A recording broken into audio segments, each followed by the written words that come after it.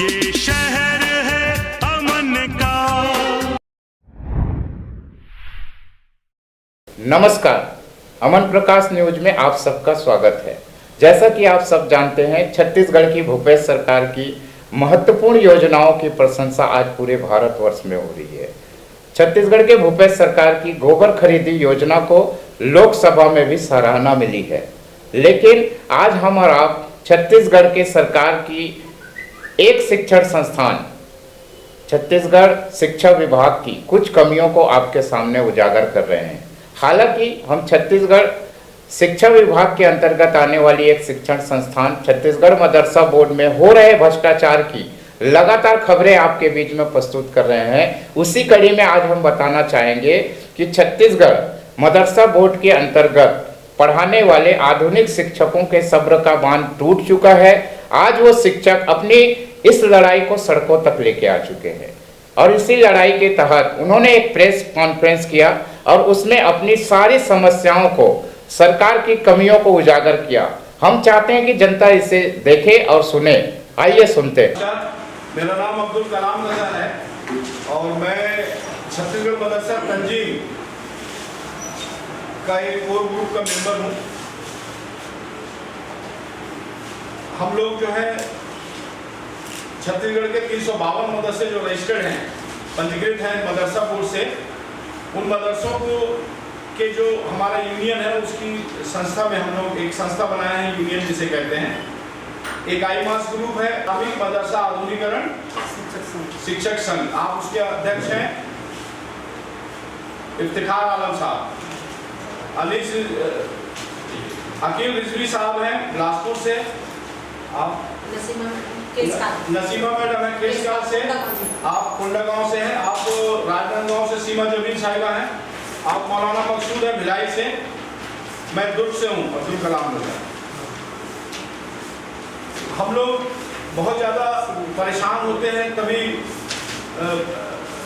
Press का सहारा लेते हैं और इसी कड़ी में आज हम प्रेस कॉन्फ्रेंस के माध्यम से अपनी बात को प्रशासन और शासन तक पहुंचाना चाहते हैं और छत्तीसगढ़ के लीडरान तक, यानी कि यहाँ राजनीति करने वाले नेताओं तक अपनी बात पहुंचाना चाहते हैं। मुसलसल 17, 18, 18, 19 और 19, 20 यानी कि 3 साल का हमारे यहाँ मदरसे में जो शिक्षक शिक्षिकाएं पढ़ाते हैं, क्लास 1 से 12 तक बच्चों को जो हिंदी इंग्लिश मीडियम का जो पढ़ाई कराते हैं मदरसों में, स्व शिक्षा अभियान के तहत उनके शिक्षक शिक्षिकाओं को आज तक पेमेंट नहीं मिला है, जिसकी वजह से हम लोग बेहद परेशान हैं। और ये शायद रायपुर में हमारी दूसरी प्रेस कॉन्फ्रेंस है। इससे पहले साल भर पहले भी हमारी प्रेस कॉन्फ्रेंस हुई थी और हमने यही बात को उठाया था और उसका प्रतिसाद हम लोगों को इतना अच्छा मिला कि कोरोना काल के दरमियान हम लोगों को 1 महीने की पेमेंट दी गई। 1 महीने की डिस्टर्ब हो जाता है तो 1 महीने का हम लोग को सैलरी मिला। वो भी कोरोना के काल के दौरान हम लोगों ने बहुत ज़्यादा हल्ला बोल और धरना प्रदर्शन किया। उसके बावजूद सवाल इस बात का है कि 2 माह का वेतन अगर शिक्षा कर्मी को नहीं मिलता है तो बूढ़ा तालाब के सामने 10,000, 15,000, 20,000 शिक्षा कर्मी धरना प्रदर्शन और रैली निकालते हैं। हम मदरसे के शिक्षक शिक्षिकाएं, इन लोगों को 3-3 साल से सरकार ने सैलरी नहीं दी है। इस सैलरी का स्व शिक्षा अभियान के माध्यम से 60% केंद्र देता है, 40% राज्य देता है। तो हम लोगों ने कोरोना काल के दरमियान, कोविड-19 के दरमियान शिक्षा मंत्री जी से कि हम धरना प्रदर्शन किए, उनके घर को जाके हम लोगों ने घेरा। तब उन्होंने हमको बुलाया और कहा कि ठीक है, मैं तत्काल मुख्यमंत्री जी को 40% जो राज्य शासन को देना है वो मैं मुख्यमंत्री जी को लेटर लिखता हूँ। 22 अगस्त को उन्होंने लेटर लिखा, 23 अगस्त को उसकी कॉपी हमको मिली और 23 अगस्त से लेकर आज तक हमारे उस लेटर में किसी प्रकार का कोई भी कार्य नहीं हो पाया है। बस उन्होंने हमको संतुष्ट करने के लिए जो मदरसा बोर्ड में फंड आता है 2 करोड़ 40 लाख समथिंग, उस फंड में से 1 माह का वेतन हम लोगों को देकर संतुष्ट करने की कोशिश की गई। 22 फरवरी को हम लोग मदरसा बोर्ड का घेराव किए थे, खूब प्रदर्शन किए थे। कुछ मीडिया के भाइयों ने हमारा जबरदस्त समर्थन किया था, हम उनका दिल से शुक्रगुजार भी हैं। और उसी कड़ी में आज हम यहाँ आए हैं कुछ बातें आपको बताने। मदरसा बोर्ड में उसकी पहल नहीं की कि केंद्र से पैसा लिया जाए या नहीं लिया जाए। और जो भी जवाब हम मांगते हैं मदरसा बोर्ड कोई जवाब नहीं देता, सिर्फ उल्टा सीधा जवाब देते हैं और उसके अलावा कुछ भी नहीं। अभी प्रेस कॉन्फ्रेंस के बाद हम सीधा शिक्षा मंत्री के पास फिर जाएंगे अपनी 22 तारीख का जवाब लेने। इसके पहले कोविड के पहले मतलब आज से साल भर पहले वहाँ के जो मदरसा बोर्ड के जो सेक्रेटरी है डॉक्टर इम्तियाज अंसारी, हम लोगों ने कहा था ये भ्रष्टाचार इनके साथ संलग्न है, इनमें कई अनियमितताएं हैं इनके खिलाफ। वो सारे डॉक्यूमेंट भी हम लोगों ने दिखाया था मंत्री जी को। उसके बाद मुख्यमंत्री जी के यहाँ से सौम्या चौरसिया जी के माध्यम से लेटर एक निकला कि इम्तियाज अंसारी जी को तत्काल प्रभाव से मदरसा बोर्ड से हटाया जाए और उन्होंने वहाँ उस लेटर को भेजा शिक्षा मंत्रालय। डॉक्टर आलोक शुक्ला जी ने उस पर किसी प्रकार की कार्रवाई नहीं की, पता नहीं क्या हुआ कि उनको अभी तक हटाया नहीं गया। कहीं ना कहीं मदरसा बोर्ड में चेयरमैन नहीं बैठा है, तो इस वजह से वो अपनी मनमानी करके चले जा रहे हैं। आज हमारी डिमांड वहां पर सिर्फ यही है कि 22 अगस्त को जो लेटर मुख्यमंत्री को जी उन्होंने जो दिया है उसका क्या हुआ, उसका जवाब दें माननीय शिक्षा मंत्री जी। दूसरी कड़ी में अभी तक मदरसा बोर्ड के अध्यक्ष को क्यों नहीं हटाया गया, इसका जवाब दें। एक और हैरत की बात आपको पत्रकार वार्ता के माध्यम से बताना चाहूंगा कि हम लोगों के मदरसों का भविष्य बिल्कुल अंधकार में जाते जा रहा है और उसकी सबसे बड़ी वजह यह है कि हम लोगों को सत्र 19-20 और 20-21 का अभी तक हम लोगों का वो जो मान्यता जो फॉर्म भराया जाता है वो नहीं भराया गया है। कहीं ना कहीं एक सोची समझी साजिश चल रही है कि पूरे प्रदेश से नहीं बल्कि पूरे हिंदुस्तान से मदरसा बोर्ड को बंद करने की एक बहुत बड़ी साजिश चल रही है, जिसकी हम घोर निंदा करते हैं कि अब HRD मंत्रालय से मदरसा बोर्ड को हटा दिया गया है।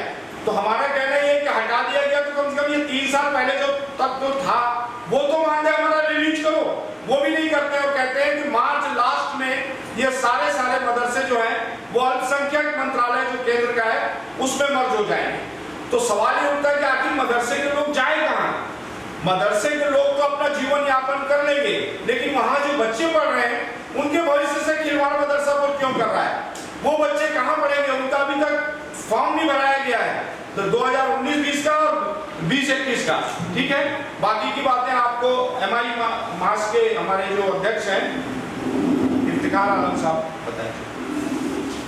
लगभग सारी बातें तो आनी साहब ने आपके समझ रखी है, लेकिन बेसिक मुद्दा ये है कि 3 साल से 4 साल से मानदेय न मिलना मेरे समझ से अपने आप एक वर्ल्ड रिकॉर्ड है। शायद ही विश्व के किसी भी देश किसी प्रदेश से कोने किसी भी कर्मचारियों का इतना लंबी मानदेय रोका गया। ये हमारे लिए, हमारे देश के लिए, हमारे प्रदेश के लिए शर्म की बात है।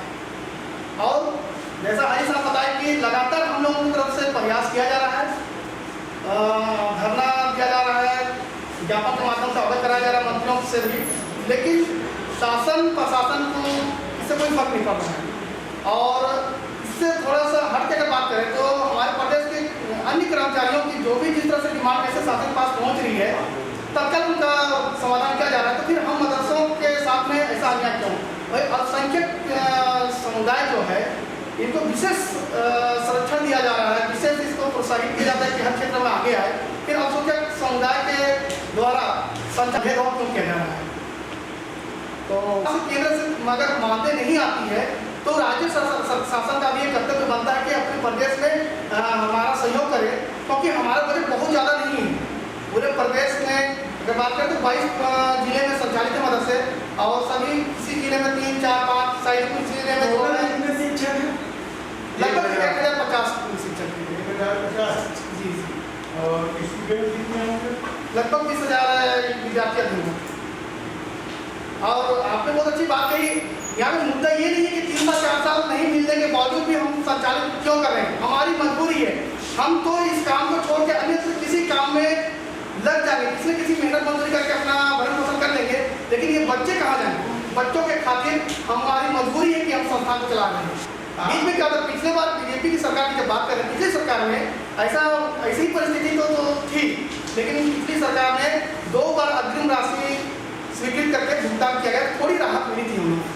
जब तक हमको नहीं मिलेगा ये धरना प्रदर्शन चालू ही रहेगा आगे भी, क्योंकि बहुत ही 4-4 साल बहुत होता है, 1 दिन 2 दिन की बात नहीं है, महीने की 4-4 साल हो गए हैं। इतना बड़ा मदरसा चल रहा है यहाँ छत्तीसगढ़ में, क्यों इस तरह से हमारे मदरसा वालों को इस तरफ से परेशान किया जा रहा है, जबकि हमारे तरफ से, हमारे संस्था की तरफ से रेगुलर इस मसले में आए दिन रायपुर आना जाना और सारे मंत्रियों से, संबंधित मंत्रियों से, सीएम साहब से और भी विधायकों से, सभी लोगों से हमने मिला है। और अभी 22 तारीख को भी लेटेस्ट में आए थे, उस समय भी 22 तारीख को आज इसी फरवरी में, और हमने राज्यपाल जी को भी आवेदन किए हैं, सीएम साहब के भी अगले गए थे, मदरसा बोर्ड भी जाकर हमने अपनी बात को रखी है।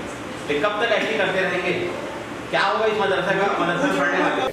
जैसा कि अभी आपने शिक्षकों को सुना, शिक्षकों के द्वारा ये बताया गया कि किस तरीके से इन शिक्षकों को पिछले 4 सालों से मानदेय नहीं मिला है। मानदेय तो मिला ही नहीं है, लेकिन भ्रष्टाचार शिक्षक विभाग के द्वारा इतना गहराई तक चला गया है कि इस शिक्षण संस्थान यानी छत्तीसगढ़ मदरसा बोर्ड को पिछले 2 सालों से मान्यता भी नहीं दिया गया है। मान्यता नहीं मिलने के बाद भी आज इस मदरसा बोर्ड में शिक्षा विभाग के द्वारा खाद्यान्न पदार्थ, स्कूलें, किताबें पहुंचाई जा रही है। माननीय मुख्यमंत्री से हम जानना चाहेंगे कि किस तरीके से आज ये शिक्षक अपने इस दर्द को लेकर सड़कों तक आ चुके हैं। क्या इनके द्वारा जो ये प्रेस कॉन्फ्रेंस किया गया, ये प्रेस कॉन्फ्रेंस में इनके द्वारा जो बातें कही गई, क्या इसमें कोई सत्यता है, या इनके द्वारा जो आरोप सचिव के ऊपर लगाया जा रहा है, क्या इसकी कार्रवाई होगी? क्या माननीय मुख्यमंत्री जी शिक्षा विभाग के अंतर्गत आने वाली ये शिक्षण संस्थान छत्तीसगढ़ मदरसा बोर्ड के शिक्षकों को जो पिछले 4 सालों से मानदेय नहीं मिला है, उस मानदेय के ऊपर कोई कार्रवाई होगा? जबकि शिक्षकों के द्वारा ये महत्वपूर्ण बात बताई गई कि लगभग 60% की राशि केंद्र सरकार के द्वारा आती है और 40% की राशि राज्य सरकार के द्वारा दी जाती है। जब केंद्र और राज्य के पैसे आने के बाद भी इन शिक्षकों को 4 साल से मानदेय क्यों नहीं मिला? जब हम इन शिक्षकों से बात किए तो उनका दर्द यहां तक उभर के आया, जिसे हम जनता के बीच में बताना चाहेंगे कि माननीय मुख्यमंत्री जी, आज आप 1 लाख करोड़ का बजट पेश कर रहे हैं और वहीं पे शिक्षकों को आज मदरसा बोर्ड के शिक्षकों के द्वारा क्या कोई भेदभाव हो रहा है? क्या ये विभाग उदासीन है?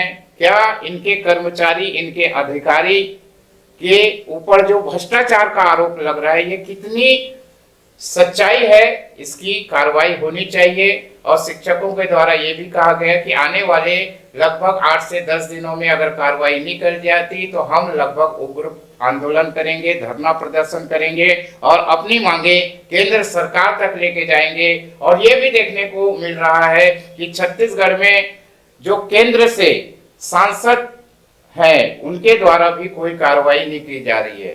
तो आने वाली कड़ी में हम देखेंगे कि मदरसा शिक्षकों के इस आंदोलन होता है या शिक्षा विभाग के अंतर्गत माननीय मुख्यमंत्री के द्वारा इन पर कोई कार्रवाई होती है।